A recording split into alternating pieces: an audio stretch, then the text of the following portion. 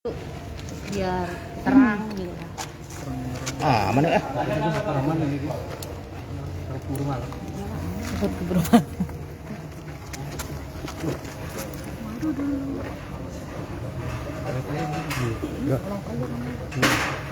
Live aja mbak. Hah? Live aja nggak bisa mbak, kalau live tuh gue harus RTM-nya kantor yang bikin, ya bisa kita. Kabel gue kemana sih? Punten mbak ya. Nggak apa-apa mbak. Bapaknya ntar maju aja ya. Maju.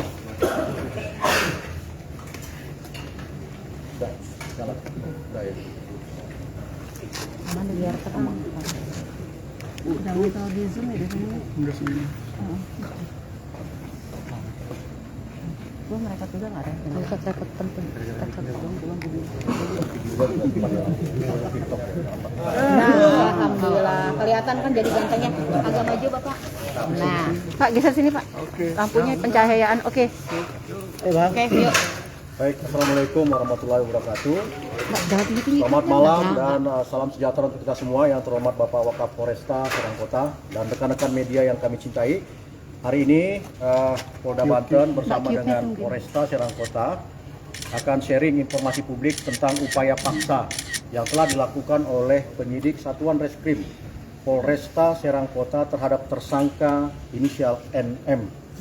Yang pertama, benar bahwa penyidik Satreskrim Polresta Serang Kota telah melakukan upaya paksa berupa penangkapan. Sekali lagi kami sampaikan, berupa penangkapan terhadap tersangka NM pada hari Kamis tanggal 21 Juli sekitar pukul 14.50 WIB yang dilakukan di lobi utama Mall Senayan City di Jakarta Selatan. Kemudian upaya paksa ini langsung dipimpin oleh Kasat Reskrim Polresta Serang Kota, AKP David Adi Kusuma. Dan sebagaimana diketahui bahwa Kasat Reskrim juga membawa 3 personil Polwan karena yang ditangkap adalah seorang wanita. Dan dilaksanakan secara persuasif. Kami ulangi, pelaksanaan kegiatan penangkapan dilaksanakan secara persuasif. Dengan terlebih dahulu penyidik menunjukkan identitasnya dan menunjukkan surat perintah tugas serta surat perintah penangkapan untuk kemudian meminta tersangka NM masuk ke dalam mobil. Dan sudah sama-sama kita ketahui bahwa tersangka NM sekarang berada di dalam ruangan penyidik. Kemudian setelah berada di dalam kantor Polresta Serang Kota, kami menyampaikan bahwa penyidik berkewajiban untuk memenuhi hak-hak tersangka, yaitu segera untuk dimintai keterangan atau dilakukan pemeriksaan dengan pendampingan penasihat hukum yang ditunjuk oleh tersangka NM. Dalam posisi hari ini, malam ini, penyidik masih menunggu kehadiran dari penasihat hukum yang ditunjuk oleh saudari NM dan melanjutkan proses penyidikan secara profesional dan prosedural hingga proses penyidikan ini dapat memberikan kepastian hukum. Sekali lagi, pasca dilakukan penangkapan, maka penyidik harus memberikan hak-hak tersangka untuk segera dimintai keterangan dengan pendampingan penasihat hukum dan melanjutkan penyidikan secara profesional dan prosedural hingga dapat memperoleh kepastian hukum. Flashback, sebagaimana kami sudah menginformasikan kepada publik bahwa penyidik telah melayangkan surat panggilan terhadap tersangka NM pada Senin 20 Juni lalu untuk dimintai keterangan atau untuk diperiksa sebagai tersangka pada hari Jumat tanggal 24 Juni. Namun surat panggilan tersangka dari penyidik ini direspons untuk dapat bermohon dijadwalkan ulang pada hari Rabu tanggal 6 Juli 2022. Namun pada hari tersebut tersangka NM juga tidak hadir di depan penyidik. Kemudian flashback juga kami sudah informasikan bahwa penyidik Satreskrim Polresta Serang Kota juga telah mengirimkan berkas perkara dengan dugaan tindak pidana ITE, informasi dan transaksi elektronik, dan pencemaran nama baik sebagaimana dimaksud dalam pasal 45 dan pasal 51 Undang-Undang ITE yang juga dilapis dengan pasal 311 KUHP.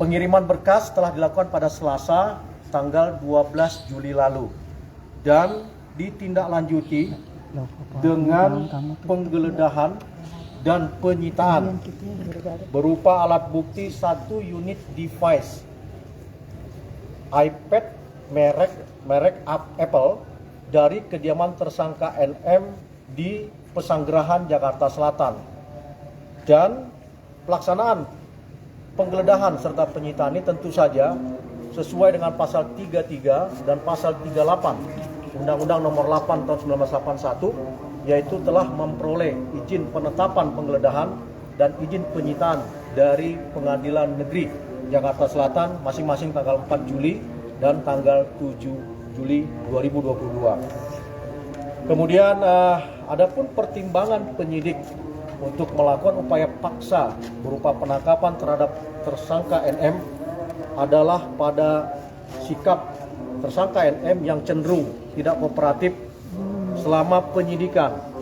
Meski dalam beberapa kali siaran pers, penyidik sudah beberapa kali juga menghimbau kepada tersangka untuk kooperatif dan memberikan semua informasi yang dibutuhkan oleh penyidik selama proses penyidikan berlangsung.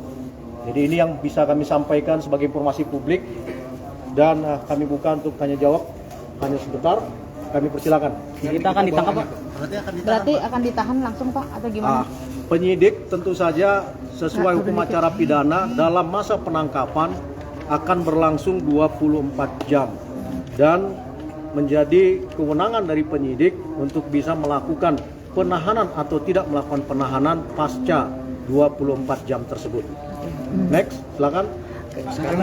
Penjemputannya itu dia dalam keadaan sendiri atau datang bersama anak atau gimana? Ya, saat ini kita melihat bahwa betul anak dari saudara NM juga ada, dan kami melihat ada pendampingan dari Polwan dan juga ada pendampingan dari babysitter yang memang dipekerjakan oleh Ibu NM. Apakah nanti dia akan jadi pertimbangan, Pak, karena dia membawa anak kecil mungkin bisa? Ya, sekali lagi kami sampaikan sesuai dengan hukum acara pidana, maka masa penangkapan akan berlangsung 24 jam. Masih terlalu dini kalau pada malam ini kami menyampaikan ditahan atau tidak ditahannya tersangka NM. Seperti itu. Oke? Berarti memang tidak ada kooperatif ya, Pak, ketika kemarin sudah ada pemeriksaan berkali-kali itu dan akhirnya sempat mangkir juga.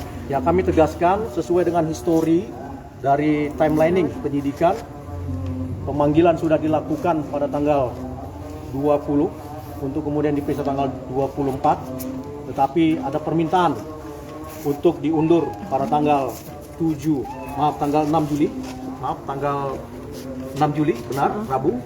Namun tersangka NM juga tidak hadir. Nah, ini merupakan representasi sikap tidak kooperatif dari tersangka NM dalam penyidikan ini. Cukup ya? Pukul berapa sampai? 14.50 untuk penangkapan dan tiba di sini sekitar pukul 16.30. Lewat depan apa lewat belakang, Pak?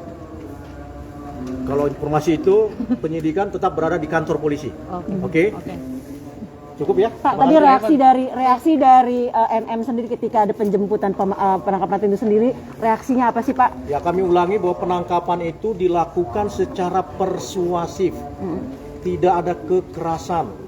Penyidik mengedepankan humanis dengan menunjukkan identitas penyidik, kemudian juga mengedepankan peran Polwan, dan kemudian menunjukkan surat perintah tugas dan surat perintah penangkapan. Berarti tidak ada perlawanan dari kita Mirzani atau kami apapun. Kami sampaikan bahwa penangkapan itu dilakukan secara persuasif. Demikian. Kondisi ini kita si anak terlihat menangis, itu responnya dan tidak ada ada beberapa respon dari bukti soal menangis. Penangkapan dilakukan secara persuasif, itu pernyataan kami. Silakan yang lain. Cukup. Terima kasih rekan-rekan, dan kita akan sampaikan informasi publik ke depan. Kondisi NM sendiri saat ini seperti apa, Dan? Cukup ya. Oke, makasih, Dan.